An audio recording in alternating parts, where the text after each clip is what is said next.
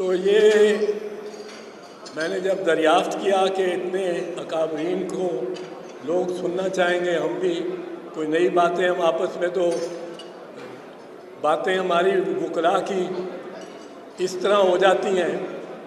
ایک کہتا ہے سیکشن 497، دوسرا سمجھ جاتا ہے وہ کہتا ہے نہیں سیکشن 498، تیسرا کہتا ہے نہیں یہ 526 کی بات ہے، چوتھا کہتا ہے نہیں یہ آرٹیکل 199 میں آپ چلیں نا وہاں سے، پانچواں کہتا ہے نہیں یہ تو آرٹیکل 203 کی بات ہے۔ تو ہم تو آپس میں اشاروں میں اور حروف اور شماریات میں بھی بات چیت کر لیتے ہیں، لیکن میں نے یہ سمجھا میں کوشش کروں گا کہ جتنا مختصر ہو سکوں آپ کے رستے میں، میں معزز مہمانوں کے رستے میں میں زیادہ حائل نہ ہوں، پر دو تین باتیں میں نے اب سوچ لی ذہن میں کہ ان کے بارے میں بات کر دوں۔ ایک کلینکل ہمارے سب سے سینئر فوجی جو ہیں وہ بھی یہاں موجود ہیں، پاکستان میں senior most army officer veteran آپ بیٹھے ہوئے ہیں۔ بہرحال میں نے یہ سوچا کہ یہ دو چار چیزیں ایسی ہیں جو کہ میں عرض کر دوں جن پہ بہت تنازع رہتا ہے، اور جتنی سمپل ٹرمز میں اپنا مدعا، ہمارا مدعا جو ہے اس کو بیان کر دوں۔ پہلا ہے فوجی عدالتیں۔ فوجی عدالتوں پہ ہمارا کیا موقف کیا ہے؟ فوجی عدالتوں پہ موقف یہ ہے بڑا سمپل، بڑا سادہ، کہ آئین کی ترمیم کے بغیر لگ ہی نہیں سکتی۔ آئین میں پہلے ترمیم کریں، جس طرح 2015 میں کی گئی تھی، جنوری 2015، 16 دسمبر 2014 کو سانحہ پشاور اے پی ایس پشاور ہوا تھا، تو فوجی عدالتوں کی ڈیمانڈ ہوئی تھی، میاں نواز شریف کی حکومت تھی، آئین میں ایک ترمیم لانی پڑی 2 سال کی مدت کے لیے کہ تاکہ فوجی عدالتیں لگ سکیں، کیونکہ اس سے ظاہر ہوا کہ اس ترمیم کے بغیر وہ رستہ نہیں ملتا تھا۔ آئین نے جو 2 سال کے لیے رستہ دیا، پھر 2 سال کے لیے مزید دے دیا، پر وہ 4 سال جو فوجی عدالتیں رہیں ان کو یہ ہوا کہ ان میں جب پشاور ہائی کورٹ میں مقدمات پیش ہوئے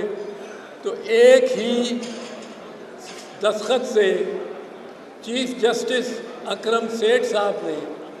153، یہ رپورٹڈ کیس ہے، 153 سزا یافتہ مجرموں کو، فوجی عدالتوں سے سزا یافتہ کو ایک دستخط کے تحت فارغ کر دیا، بری کر دیا، اور ان کے 2 کیس ریمانڈ ہوئے پر ان کی سزائیں قدم ہو گئیں۔ کیوں؟ کیونکہ 153 کے 153 جو مجرم کہلائے تھے ان کے سب کے اقبالی بیان تھے۔ مجرم کیوں ٹھہرائے گئے؟ اقبالی بیان پر، اور اقبالی بیان ایک ہی مضمون تھا، اس میں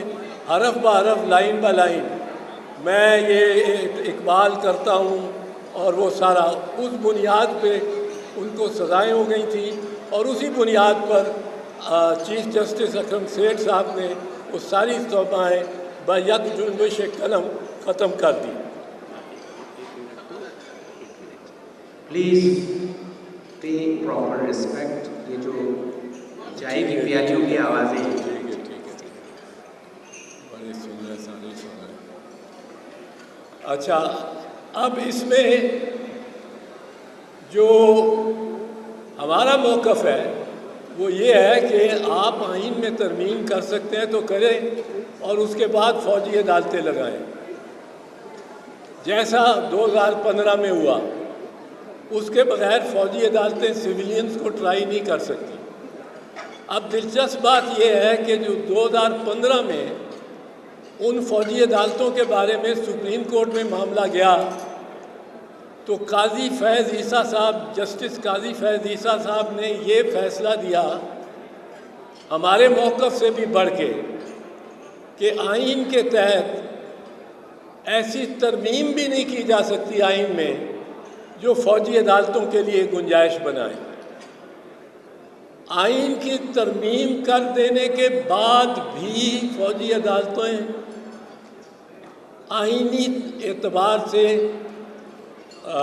ان کو تشکیل نہیں دی جا سکتی۔ اور اس کی ایک میں چھوٹی سی لیکن واضح سی مثال دے دوں، پھر میں فوجی عدالتوں سے آگے جاؤں گا۔ صرف ایک مثال دے دوں، عدالت کے لیے ہمارے 20 سپریم کورٹ کے فیصلے ہیں، سب سے ضروری جو اہم عنصر عدالت میں ہونا چاہیے وہ یہ ہے کہ عدالت آزاد ہو۔ وہ جو شخص اس عدالت میں پریزائڈ کر رہا ہے وہ آزاد ہو، اس کا کوئی سٹیک نہ ہو، اس کو نفع نقصان کا خطرہ نہ ہو۔ اب اس کو کوئی ٹرانسفر نہ کر سکتا ہو، کوئی تعدیبی کارروائی اس کے خلاف نہ کر سکتا ہو ماسوائے ہائی کورٹ کے، وہ ہائی کورٹ کے ماتحت ہو۔ اب اگر فوجی عدالت میں آپ دیکھیں گے تو کرنل صاحب بیٹھے ہوں گے، کرنل صاحب کو جو حکم آئے گا اوپر سے ان کا تو تربیت ہی ایسی ہے کہ انہوں نے اس حکم کو ماننا ہے، ان کی تو تربیت ہی ایسی ہے، سو وہ انڈیپینڈنٹ ہو ہی نہیں سکتے۔ By definition, therefore, a military court is not a court, because the officer in the court is presiding in the court is under the discipline not of the High Court. He may be transferred tomorrow from Lahore, where he is presiding over a military court, to Bawal Nagar or to Thatta, wherever there is a unit of the Pakistan Army. He can be transferred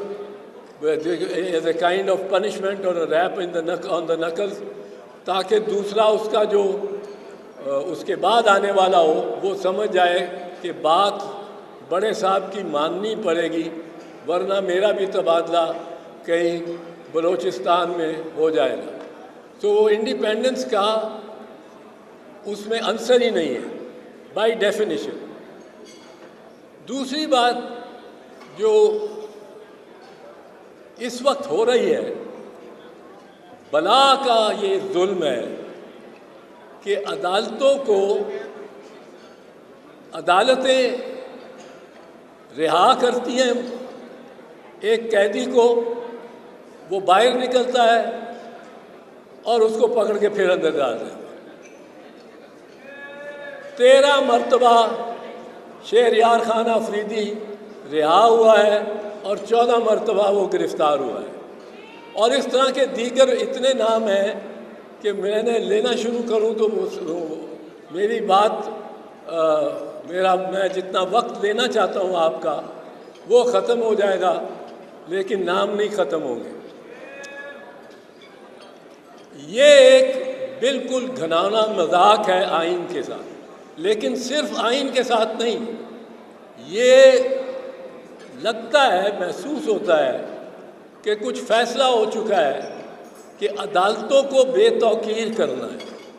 بے وقار کرنا ہے۔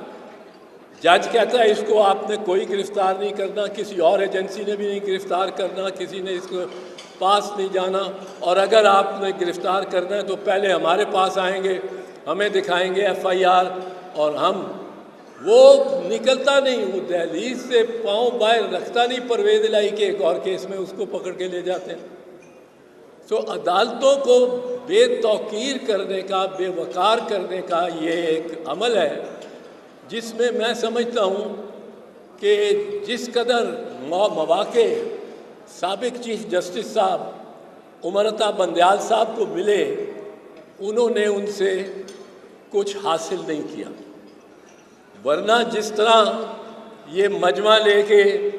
جلوس لے کے، container لے کے supreme court کے باہر کھڑے ہو کر، اور جس طرح انہوں نے نعرے لگائے، اور اپنی گورنمنٹ تھی ان کی اپنی گورنمنٹ تھی، اس میں ہی نعرے لگائے، اور ان کو باقاعدہ، میں وہ الفاظ نہیں لینا چاہتا، وہ نیٹ پہ ہیں، ویڈیو ریکارڈڈ ہے،